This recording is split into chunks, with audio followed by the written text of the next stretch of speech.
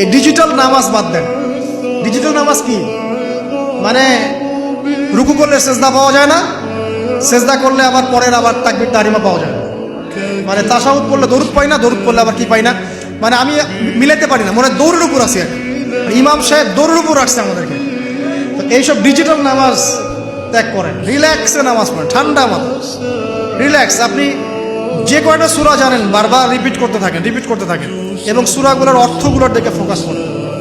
অর্থটা মুখস্থ করেন, প্রয়োজনে আরবি বোঝেন না, অর্থটা মুখস্থ করেন, করে ওই দিকে আপনি মনোযোগ রাখেন।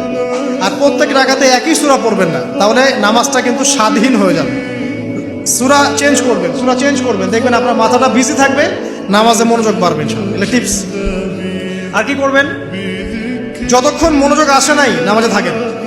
রুকু করেছেন, একটু মনে হলো মনোযোগ ডানে চলে গেছে, আবার ফিরায় নিয়ে আসেন, আবার তাসবিহ পড়তে থাকেন। 3 বারই পড়তে হবে, এটা কি লেখা আছে নাকি? 3 বারই পড়তে হবে? আপনি চাইলে 100 বারও পড়তে পারেন না? বাড়ান, সময়টা বাড়ান, নামাজের সময় বাড়ান।